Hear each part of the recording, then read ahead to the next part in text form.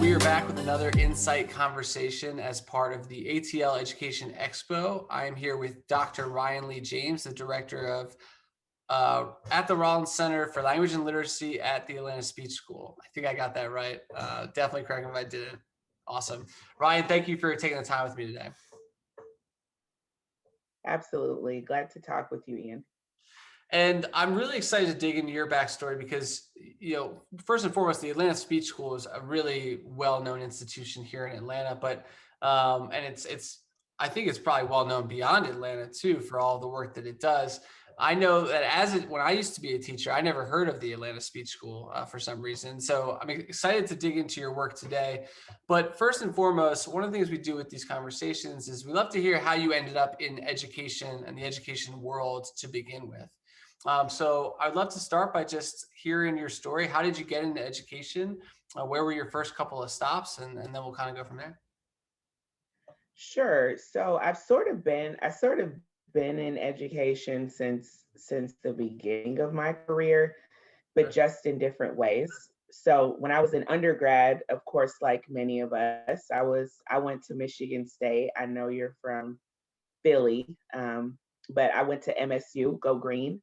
And when I was there, I was, like most freshmen, having a good time, just trying to figure out what I was going to do. Ended up taking a career assessment one day at the recommendation of, yeah, one of my professors. And it ended up telling me that I should take an intro level course in speech language pathology. Huh. I took an entry level course in that, loved it, made it my major, and graduated in, I think, 2009 with my degree in communication sciences and disorders. Then I got my master's in speech language pathology in certification. So I'm a certified speech language pathologist. And after that, practiced uh, in Louisiana, moved to Louisiana to start a PhD program, and then simultaneously at LSU in Baton Rouge, and then simultaneously working as a clinician in early intervention. So I was pretty much serving families and babies in the birth to 3-year-old space in their homes for, yeah, kids who had early language delays and language impairment. So that was a really cool experience that I did for a few years. LSU was great, but I met my husband there. He was moving to Atlanta, had a different opportunity to come and work with a mentor and hero of mine in the field at Georgia State. Awesome. Came to Georgia State, finished up my PhD, and because they didn't have a program in speech language pathology, my PhD is actually in special education. Oh, no way. So, That's cool. yeah, so a lot of people, it's confusing because I'm not actually a special educator in that way, even Right. though that's what my degree is in. So after I finished Georgia State, got my degree, we moved to Jersey, and I was teaching at Adelphi University, Mhm. which is on Long Island in New York, and training pre-service graduate SLPs. So I was a tenure track professor working with graduate level students. Did Yeah. that for about 3 years. I loved it, but I enjoyed the teaching piece. But what Mhm. I didn't enjoy is like all of the politics of just being in a university space. Yeah, sure. So, like the rat race with tenure and all that was old to me very quick. Um, then came back to Atlanta and took the job as the director of the Rollins Center at the Speech School. So that's sort of, that's sort of my journey in a nutshell. Awesome. So I would love for folks who haven't had as much exposure to speech language pathology. I'd love for you to give me a little overview of what that includes, and then we'll dive into your work at Rollins. Sure. So speech language pathology, or an SLP, really, I mean, it is so much, but broadly, the role of an SLP as a clinician is to work with children, adults, all along the age continuum, really from birth through the geriatric population, who may have speech, language, communications, and even swallowing disorders. Mm, And so generally what happens is that in the field of speech language pathology, you end up picking a specialty because the continuum is so long and there's so much breadth and depth in different areas. So my area was actually child language. okay. And so a lot of my research and a lot of my clinical expertise is really in the child language space. But of course, I mean, you may be familiar with SLPs, like if somebody in your family has had a traumatic brain injury or a stroke, we're in the hospital setting, we're in the long term care setting, working with adults who are aging or have cognitive, who have had some sort of brain damage to Yeah. help them regain their communication, critical thinking, and problem solving skills. So it's really a huge spectrum. Right. But again, my focus has really been on early language development and literacy. Gotcha. That sounds really interesting. And I would love to hear a little bit about the Rollins Center and the Atlanta Speech School, even distinguishing between the difference of those two things. I know Rollins is within the Atlanta Speech School, but tell us more about that. Yes. So that's always confusing for folks. So the Atlanta Speech School, it is on Northside Parkway in the Buckhead area. There are 6 departments in the Atlanta Speech School, all housed in the same building.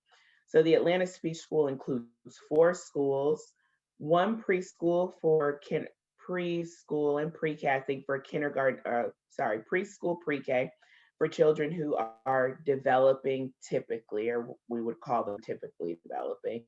Mhm. There is a preschool for children who have speech and language impairments, a preschool or infant, toddler, and preschool pre-K program for children who are hearing impaired, and a school for children kindergarten through 5th grade who have dyslexia. Gotcha. So we've got the Wardlaw School, Ham Center, Stepping Stones, and the Keenan Preschool all in one building. And then we have a speech language hearing clinic in the same building. And then we have the Rollins Center for Language and Literacy. And generally, how the Rollins Center has been talked about is sort of like the professional development arm of the speech school, Yeah. though we are certainly more than that because we work with families, we work with educators, we Right. work with community organizations. But that is sort of how we characterize the Rollins Center within the speech school. It's important to note that the speech school, I think it's been around for about 83 years, Wow. but the real focus, the premise of the speech school is to ensure that all kids are getting up in this environment and beyond through the Rollins Center are getting quality education that is backed by scientific Mm, research. So yeah. that's a really critical distinction. And it should be all schools, but it's just a really critical distinction to make of the speech school. Are there a lot of places that claim to provide these types of services and supports that don't necessarily use research-based practices, or I think, that's a value well, in that? good question. So obviously there are a few there are there are a few independent schools around the country like this speech school Mhm. that serve children with dyslexia primarily. So I'm thinking of a school in your neck of the woods called AIM Academy. It's a fantastic school. And many of the independent schools are, but they're also very costly. I mean, upwards of $30,000 a year, Wow. which is heavy price tag. Yeah. But I think the reason why I want to make that distinction is because currently we just had our 23rd annual Montag lecture last night, Mm, and Emily Hanford, who's an investigative reporter, was our lecturer. Of course, it was virtual, but one of her topic was the science of reading, and there's becoming more and more evidence about the science of reading. And I think the reason why I wanted to make that distinction between the speech school and just schools in general yeah. is that most of our schools, from being an educator in Atlanta, right now our data says about 16% of Black kids in Atlanta can read.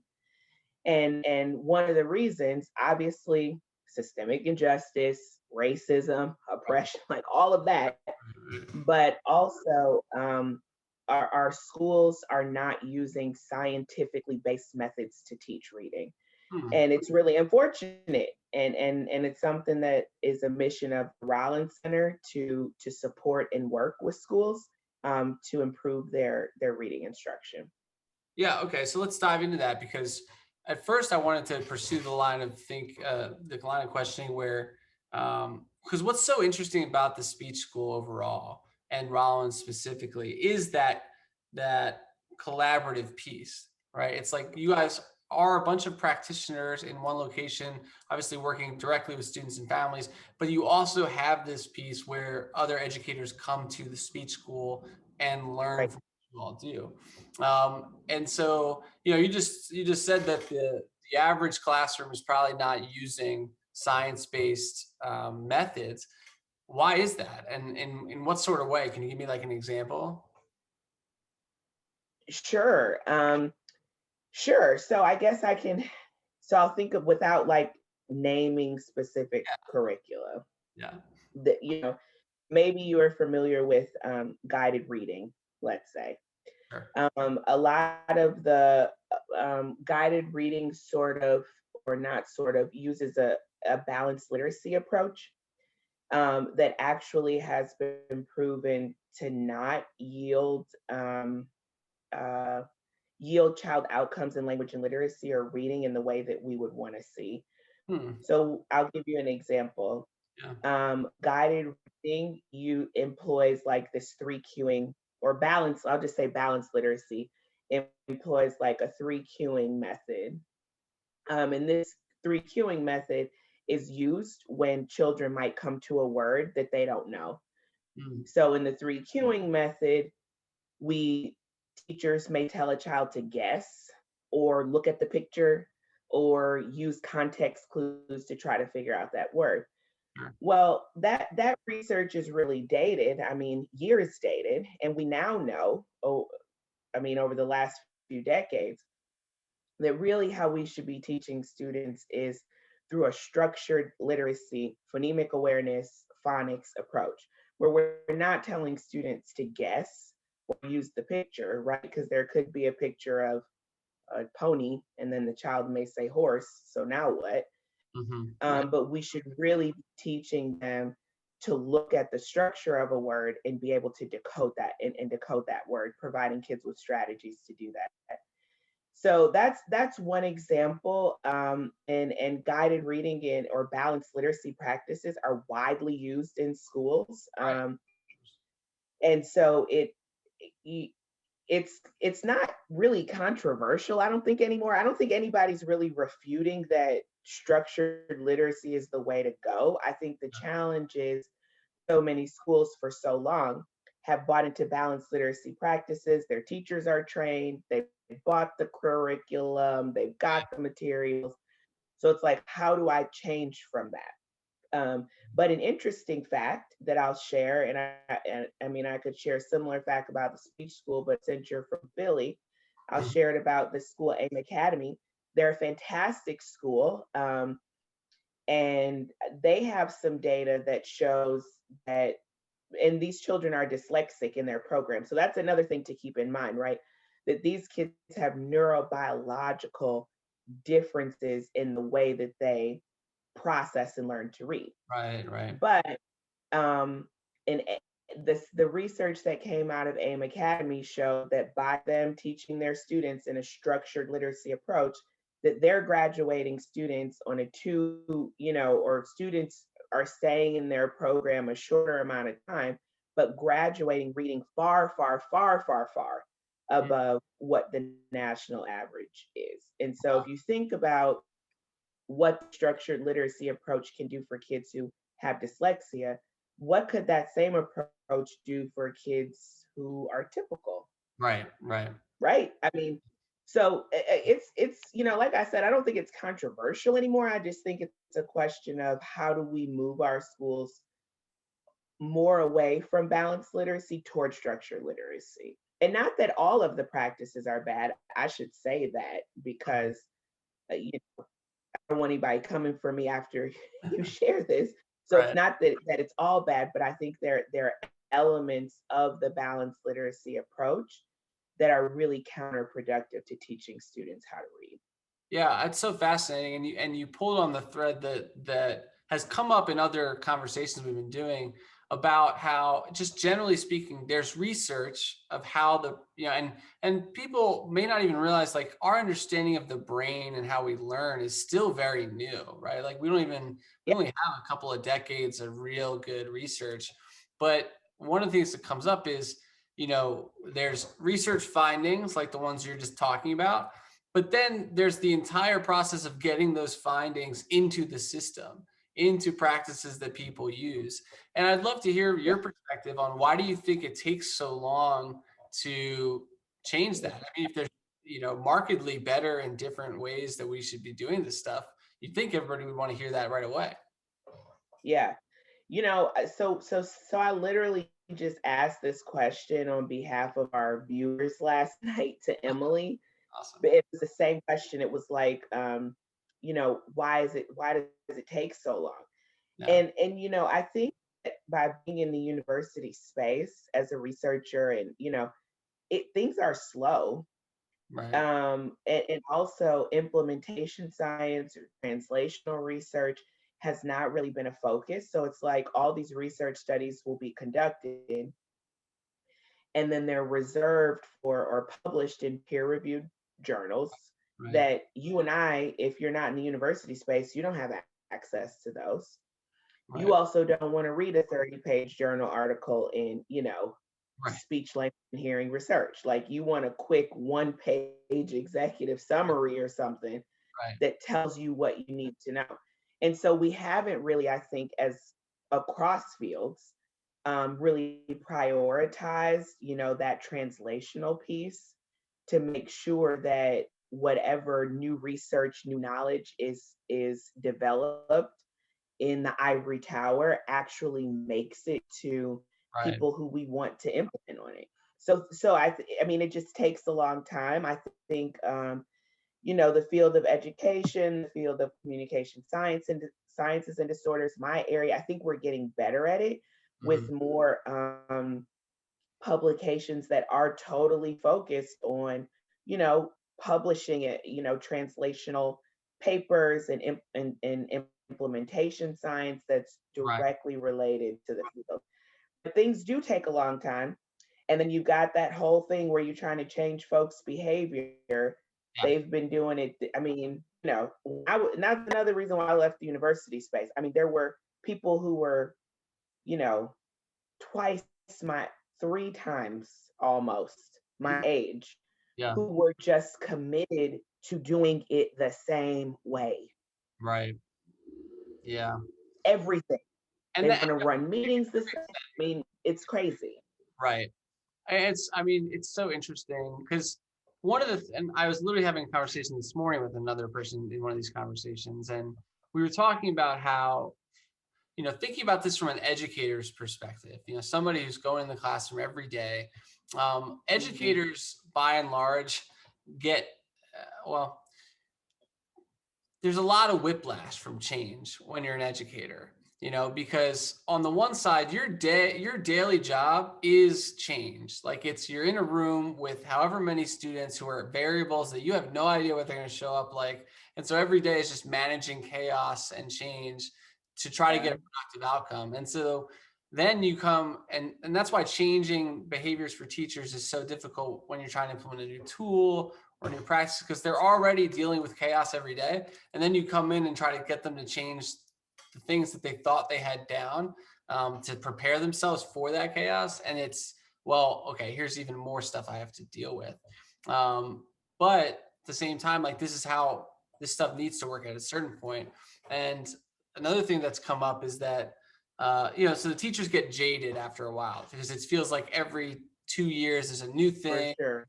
standards, new leadership, new words, to like call stuff, and so I'm wondering what kind of best practices or even just like good experiences you've had in the educator interactions at the Rollins Center and the speech school, because you guys obviously are intentionally trying to do this work, right? Where you're actually working directly with educators to help train them up on the best and newest things, I guess.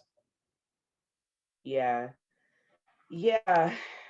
Okay, so let me try to take that question apart. Ask me more simply, I think. Yeah. So tell me about the actual collaboration you guys have done with educators and Okay. how that goes. Oh, okay, okay. I thought you were asking something else. Good. So I think, the way that we collaborate really, so we've got a lot of ways we collaborate. It just depends on the partnership. I can talk about a little bit about our work in the birth to pre-K space, for example. Yeah. So our Rollins Center partners with the YMCA and Sheltering Arms as the two largest childcare providers in the metro Atlanta area. Mhm. And our partnership with the YMCA and Sheltering Arms, funded through the Woodruff Foundation and United Way, it's been like a 10-year, almost 11-year partnership. And Wow. basically, our language and literacy coaches at the Rollins Center spend time each week on site. Well, before COVID, it was on site in person. Now it's virtual, Yeah. but they spend time on site with the curriculum specialists and the teachers at that particular site, infant, toddler, preschool, pre-K, Yep. helping them develop or helping them implement best practices in like around language and literacy. Mm. So how do you plan your lessons around an anchor book? How do you maximize the time when you're reading a story to build oral language, to build vocabulary, comprehension, and so forth. So that's a real deep partnership. We Yeah. have about 10 or 11 language and literacy coaches who I think they each have like a caseload of 3 or 4 sites Mm. that they support each week. And Gotcha. so that's been a really rewarding partnership, not only for the kids at Sheltering Arms and YMCA, but also for us at the Rollins Center, because it gives us an opportunity to keep iterating on our strategies and our methods as we're working with teachers. And of course, it's great for teachers who may, especially in the birth to pre-K space, who may not have had a whole lot of pre-service training, Right. that Right. they're coming to this maybe without a whole lot of knowledge around language and literacy development. And so we've really seen a lot of gains in those spaces in terms of child outcomes. Yeah. I mean, it sounds amazing. I'm curious. you know Now obviously I'm sure the Rollins Center and the Atlanta Speech School has its own challenges and issues, and you guys aren't perfect necessarily, but I'm just curious, like, why this sort of collaboration doesn't happen more often, or with like big districts or things like that.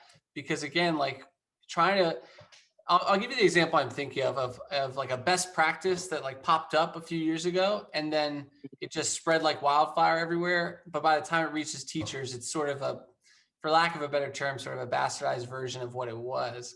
And it's this idea Okay. of a data room. And there was this whole movement, like a school up in Cincinnati, like created a data room where each student had like a note card that they were on, and like they forced their teachers to physically interact with data. And you know Yes.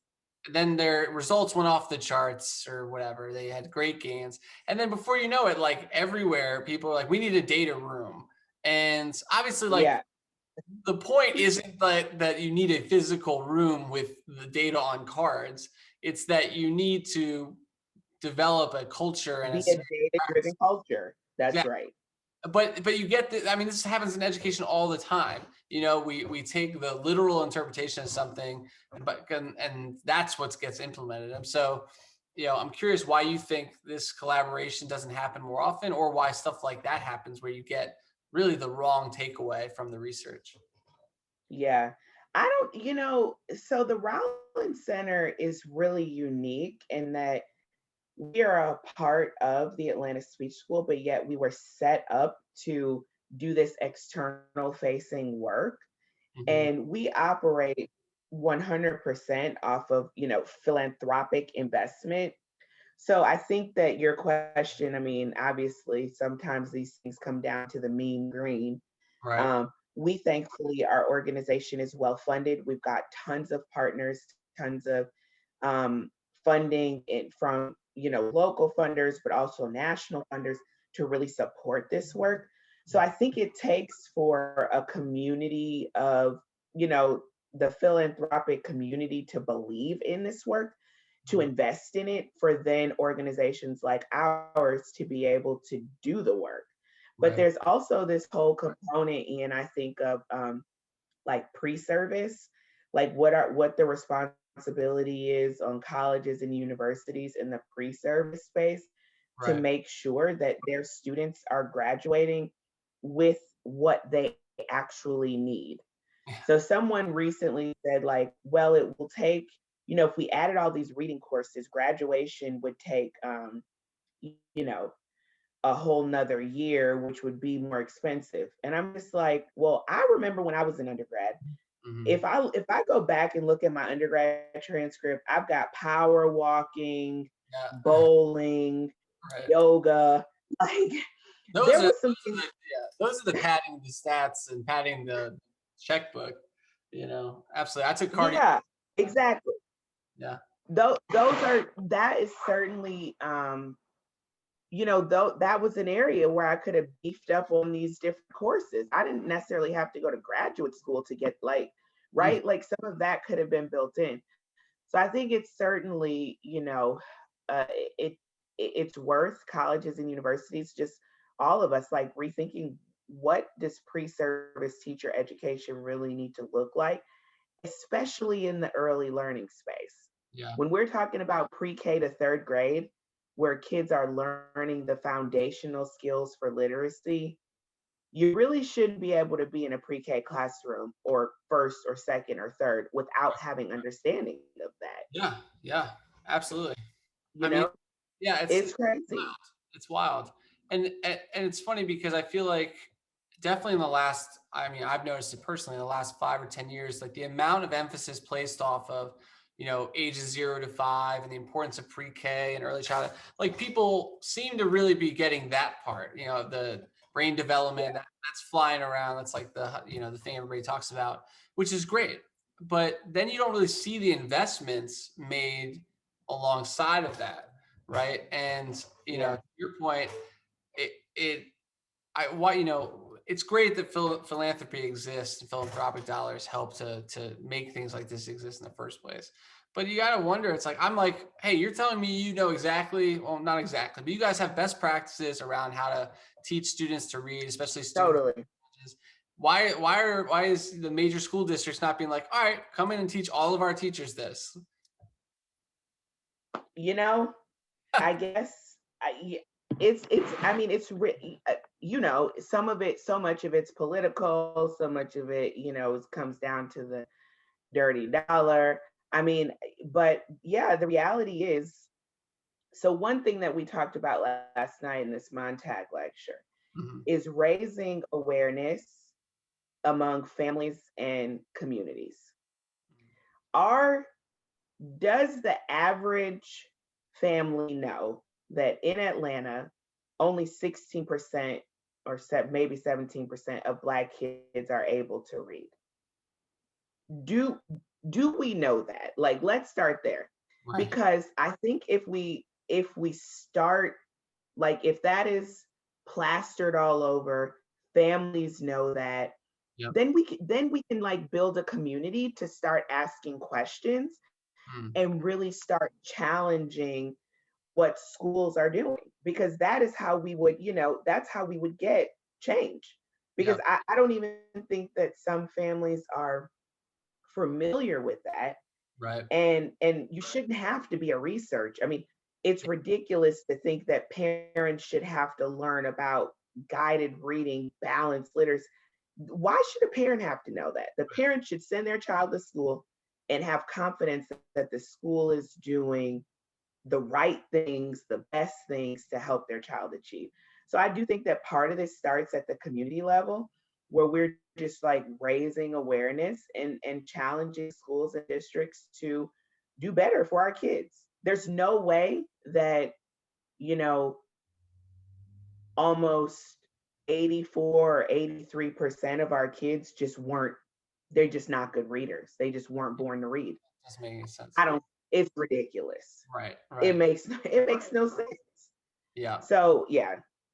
I mean, And of and course I'm not school blaming or district blaming, no, I mean, this is, superintendent, yeah, this not doing any of that. a Just, theme has come out of yeah, these conversations that, and it's consistent across every single person. It's that we all, and this is why we started having these conversations, because anytime you get folks who do work in education in any way, you get them to sit down one-on-one, you ask them real questions. We all agree that like there's a lot of messed up things in the system, or a lot of like yes, obvious things that we can point to. It's like, why is this that way? And the consensus seems to be that none of this is about the people doing the work, right? Like everybody doing the work in education, for the most part, cares deeply that's about right. students. It's the structures that That's right. we put in place. The fact that this kind of research has to exist and be supported by philanthropic dollars as opposed to public dollars, right? Or Yeah, that because and this particular topic hits close to home for me because I remember I was teaching 10th grade world history, and I had one student. She had an IEP, and I had her for 2 years, but I really didn't get the extent to which she was behind from a literacy standpoint compared to her peers until I sat down with her and tried to help her.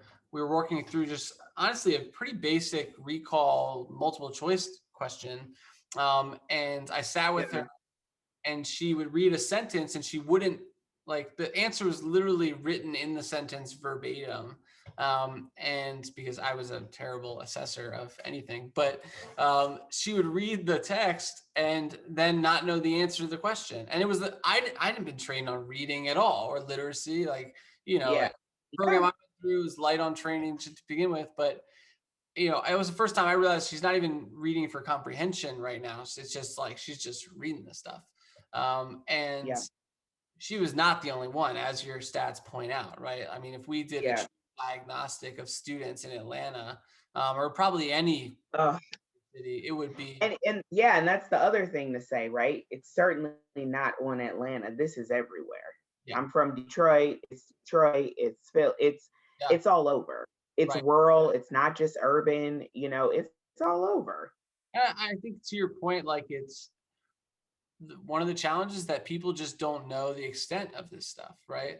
Yeah, Like, and if they did, and this is why there's a perverse incentive, I guess, for the leaders of school districts to not, mhm, go do, like, it'd be amazing if let's just use APS as an example without saying that there are any particular problems with them.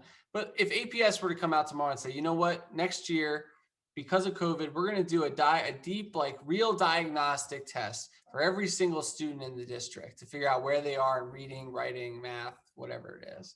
And we're going to publish those results. There's not a chance in the world they would do that right. because people would be floored by what they find, I imagine, right? I mean, absolutely. And so I think that even while I think I do want to clarify that it is wrong to put the responsibility on the parents and on the community, Sure. you know, to be the beginning of the change or to start a revolution or whatever. Yeah. But for me, I feel like in this space, that's the way to go because families will, like you said, be floored by that. And that doesn't, when you think about um, what happens to generation after generation, that if you grew up in a certain community, you're still living there, your child might go to the same elementary school that you went to. Right. And if you can't read, they didn't teach you to read, they didn't teach your child to read, they didn't teach your mother to read or your father to read, then what sort of cycle, how much responsibility can we fairly place Right. on families? So Yeah. I totally agree with what you're saying, that it's not the people who are doing the work every day. It is not. And so it's not teacher blaming, it's not, you know, leader blaming, it's not any of that. It's these systems that are in place that need to be either destroyed, overhauled, Yeah. flipped, Very much. something, because yeah, it makes no sense. It just makes no sense. And And where we are, I think, in society, we have it's a critical time after COVID. We're not even post COVID yet, but I mean, I think we can see the light at the end of the tunnel with the vaccines becoming available. But our community's most vulnerable kids have missed out on almost 2 years of school. right. And if we, to your point, if we do not do something dramatically different, because I've said to Ray, I'm like, when y'all bring kids back, why not just focus entirely on literacy, like a full semester totally focused on literacy? Yeah. Because you can put in science, you can put in math, you can put in other things, but the reality is, if they don't get literacy, that other stuff is not coming either. Right. So why wouldn't we? Why wouldn't we go back to school and say, Yeah. okay, if you were in first grade, now you're coming back in third grade, do you have the skills that you need? Yeah. If you were already behind, the answer is probably no. We Right. have to do something dramatically different. The last thing I'll say on this topic, Ian, is that when we look at the numbers nationally, which is also important to say, is that this is not a Black problem. This is not a Latinx, Hispanic problem. This is a systematic, this is a problem.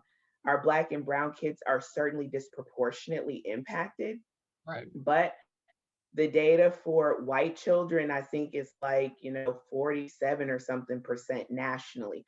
So, I mean, that is still unacceptable. 50, 5 out of 10 kids can read.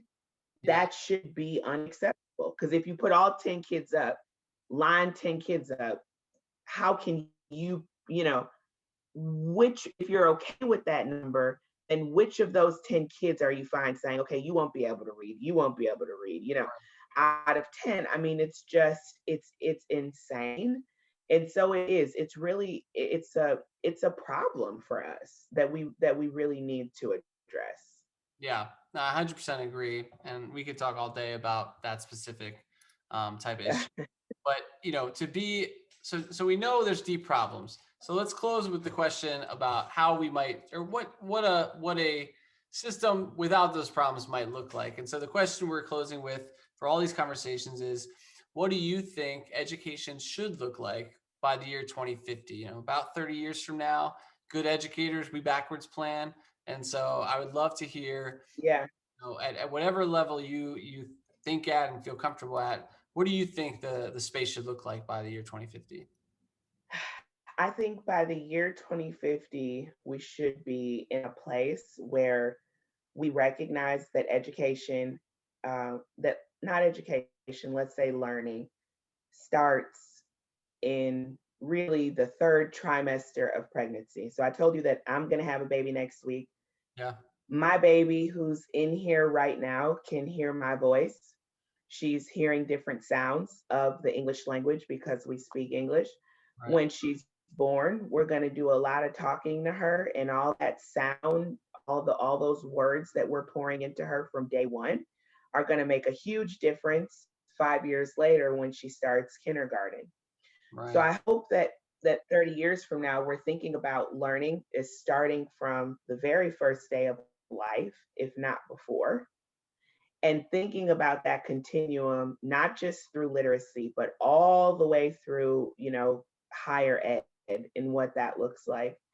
I guess because of my lane is language and literacy, that in 2030, every school um, should be using evidence based, rigorously backed methods for teaching reading. And Right. if they're not, superintendents, principals, school leaders should be subject to fines. I would go as far as to say having their licenses, whatever, revoked, Yeah. because it really is a form of it's criminal. It's criminal to continue to do now. Again, not blaming, because so much, like you acknowledge, so much of this research is not known. Right. Right. So, but when you know better, you do better.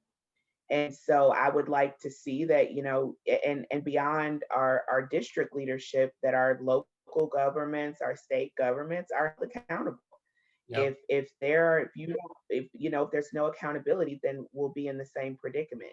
I'd Right. love to see in 30 years that our national data flip from majority of kids not reading to majority of kids reading. It would be nice to say 10 out Right. of 10.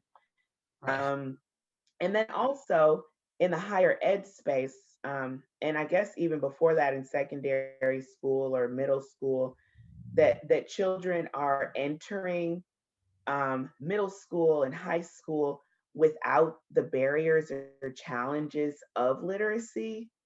And so it allows them, the cognitive space to open up and come into middle school on the first day, or high school on the first day, thinking about what they want to be, what they're going to do, how they're going to start to explore their futures, and not backfilling for skills that they didn't get in kindergarten or pre-K through, fifth grade.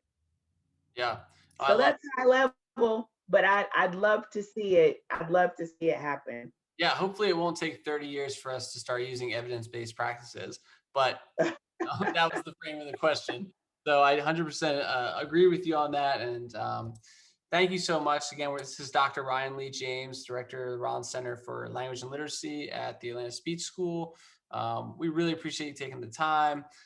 Best of luck with the baby. And it's been awesome hearing your perspective. Thank you so much, Ian. All right, we will see you soon. And thanks everybody for tuning in.